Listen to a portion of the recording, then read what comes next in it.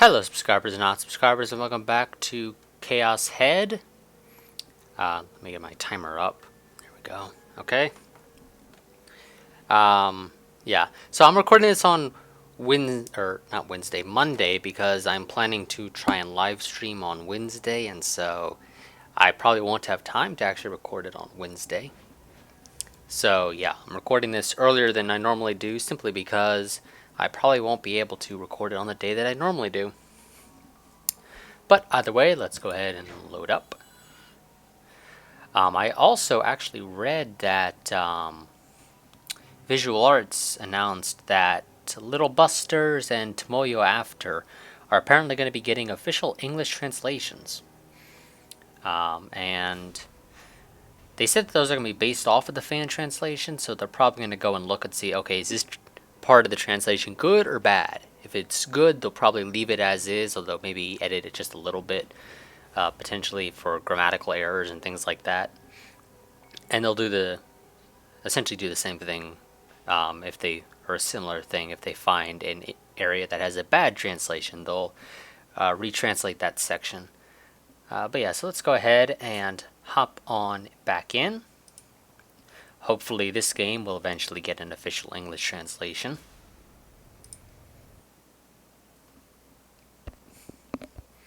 And start my timer. And put it back off to my side. The meeting to discuss the investigation of the Maruyama Cho staking homicide had already begun, and everyone glared at Ban when he came in late.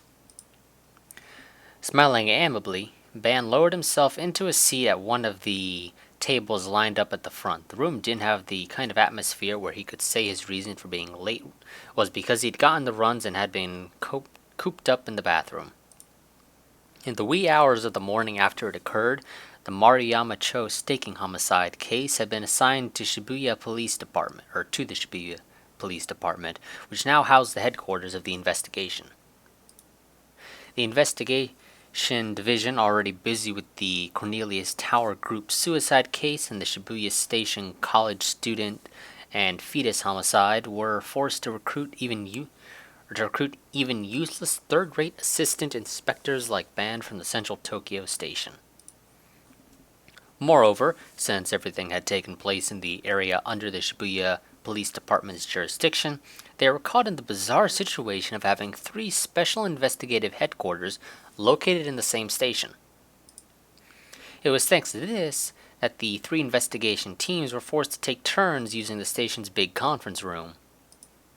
There were rumors that since the media had begun cultivating the New Gen label and the police were short-handed, the 3 teams might be combined into the New Gen investigation headquarters. All the detectives thought this was a moronic idea, no better than a gag. I don't know, I would imagine it's probably easier if you guys go ahead and get yourselves under one umbrella there, because if it seems as though the 3 crimes are connected in some way, probably better to have one team investigating it rather than 3 separate teams investigating them independently.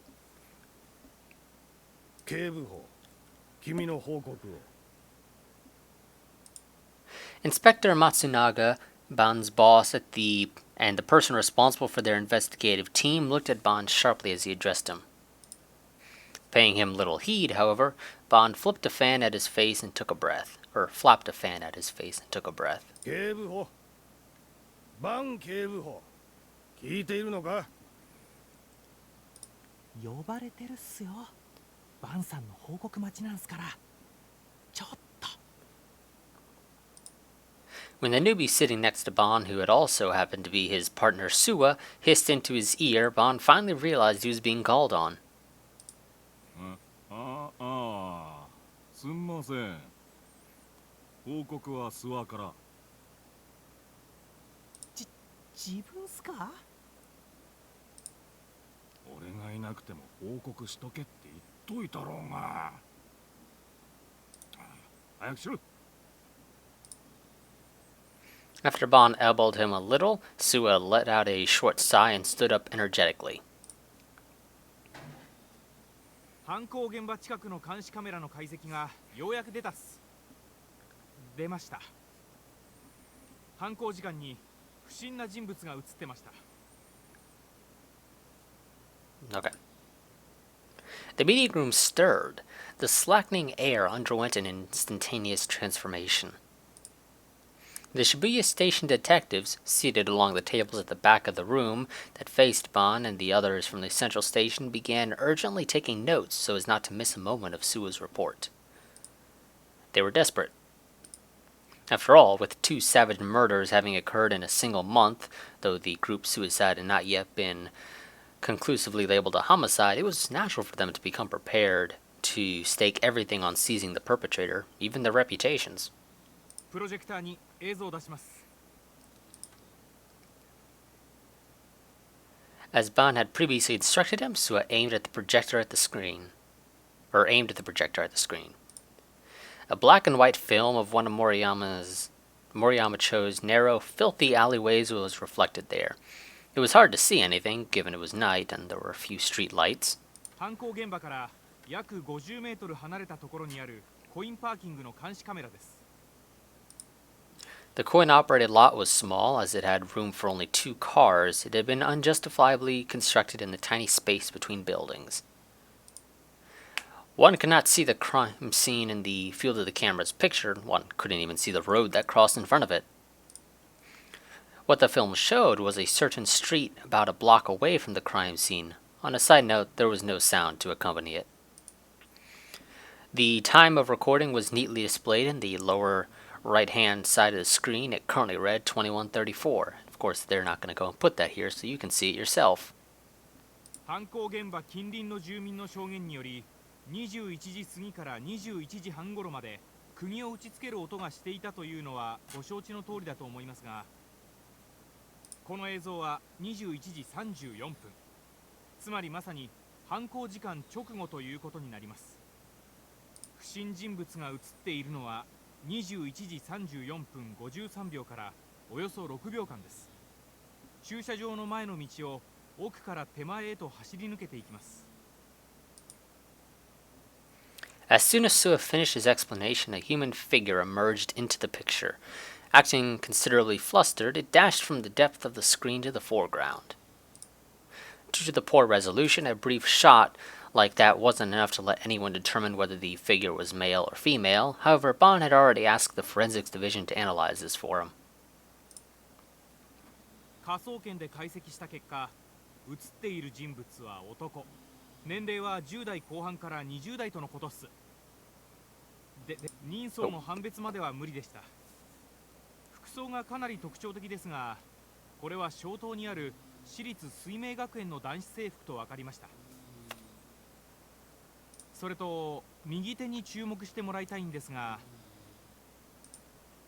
The picture zoomed in on the suspicious figure's right hand. He appeared to be gripping something. スローで再生するとわかるが、走りながら腕を振っている際、この握りしめている何かが駐車場の照明に反射して光を放ってるんだな、これが。Ban took over for Suo right when things were getting good.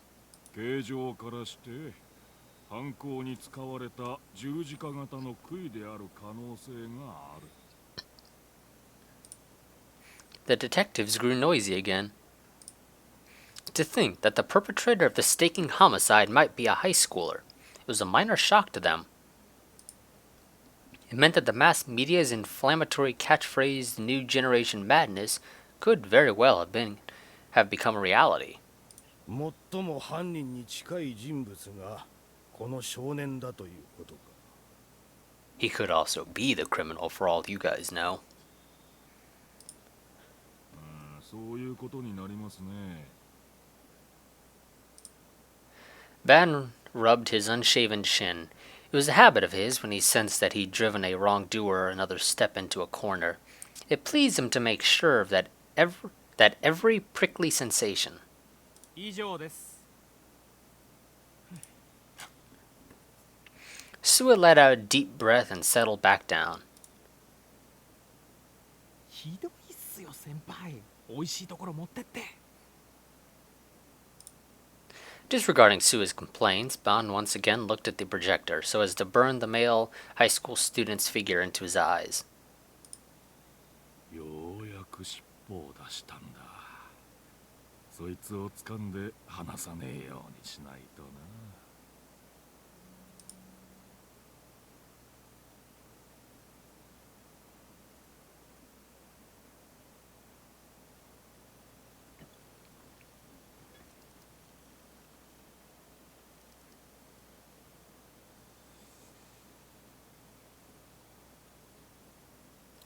As expected, the image file Shogun had sent me was in the folder where my cache was kept, a .jpeg file by the name of 168491. Hesitation that was born of the fact that I really didn't want to see it still lingered inside me. It was such a gory and sickening image. Once I looked at it, I wouldn't be able to keep my mind from calling up associated memories of the scene of the staking murder I had seen in real life. Now, but I had to do it, to prove you were wrong, to guarantee my own safety, and to assert my innocence. Sarah was watching over me, so I'd have to try enduring the guru factor for a little longer. Mustering my courage, I double-clicked to open the file.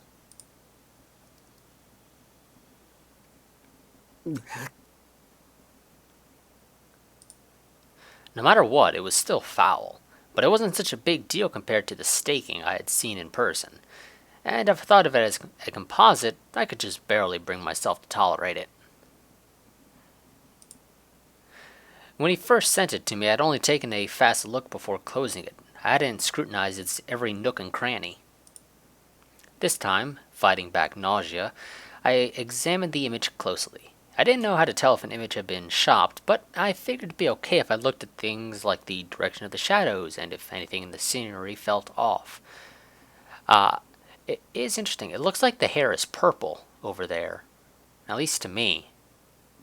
But I don't think the actual person that was killed had purple hair, but I could be misremembering.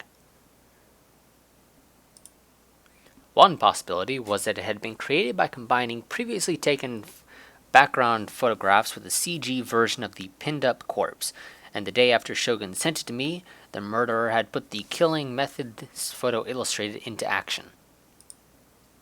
Due to the pixelation and the dim lighting of the nailed-up body shown in the photograph, I was only able to make out the stakes and couldn't see much of the body itself.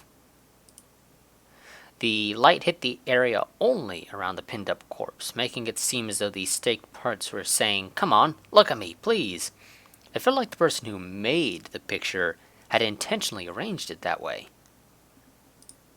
For starters, it was kind of overdoing it to solely spotlight the body. Well, I hadn't closely studied the actual crime scene, so I wasn't really in a position to say anything. In the photo, that demon girl wasn't standing in front of the nailed-in body. But if I stretched my eyes wide and stared unblinkingly at the image, I began to see something shaped like a person in the darkness along the left edge.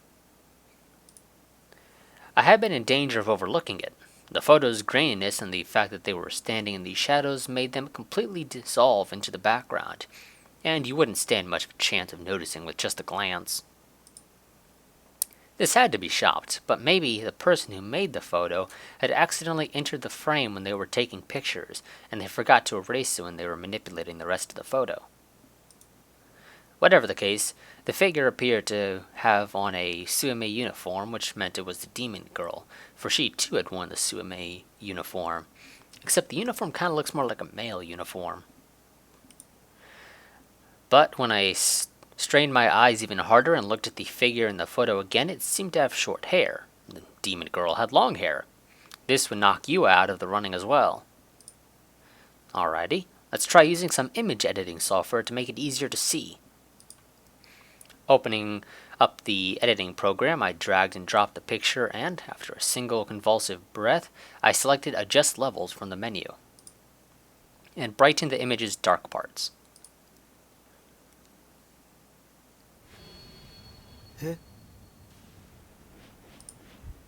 What's this?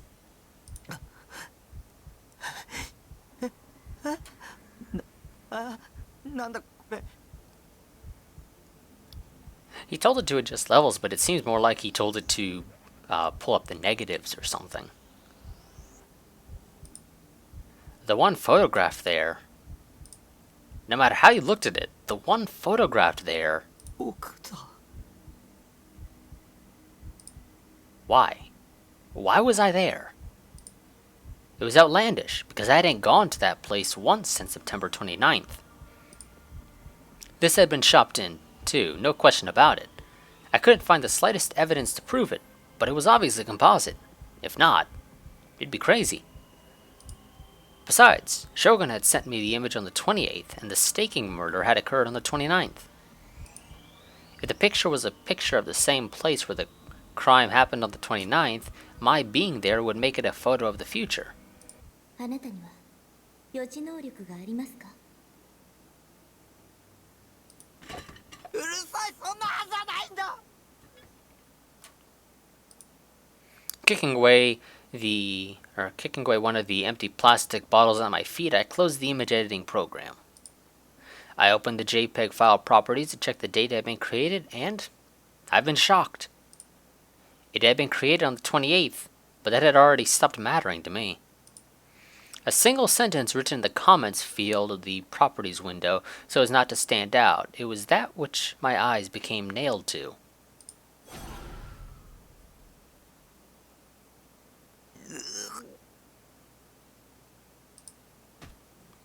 I hit the keyboard, pushing it to the edge of my desk and cradled my head. セーラ助けて。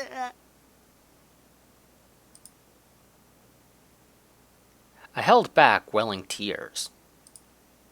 This whole week had been full of one incomprehensible thing after the other. Why was I the only one who had to suffer like this? Wait a second. If he had gotten his hands on my picture and combined it with this Guro image, Shogun had, at the least, either surreptitiously, I guess, I don't know, photographed me beforehand, or acquired my picture somewhere or other. Going by how he'd abruptly entered the chat room and waited for Grimm to leave before he started talking, he must have been targeting me from the start. Maybe he had access to my personal information? If so, it wouldn't be odd if Shogun and the demon girl came here to my base to attack me at any time. They'd abduct me. The back of my neck prickled. It was that gaze again. I was watched by someone. Like hell I'll turn around. The "it'll take more than that to make me turn around" game. Terror covered my whole body in goose flesh, and I longed to go up to the door and make sure it was bolted. But I would lose if I turned around, so I went on stubbornly staring at my monitor. Unable to settle down, I opened some word processing software and began typing in my thoughts. きっとそうに決まってる。 Trembling a little as I looked at the word demon, I began to wonder if maybe the girl at the scene of the murder really had been some kind of devil. Yeah, she couldn't possibly be human. If so, maybe she could see the future. It'd be a walk in the park for her to transfer a vision of the future into a picture via spirit photography. Nor was there anything wondrous about the fact that she'd carried out that dreadful staking all by herself. She'd used her subordinate Shogun to send me data, since she knew I would coincidentally cite her at the crime scene. I didn't know the reason why, perhaps to intimidate me, a threat to make me think I'd end up the same way if I told anyone. Or else, advance warning of her next murder? A death sentence, "I'll kill you next," if that were really the case. 勝てるわけがない。僕は奴らにいつ殺されてもおかしくないんだ。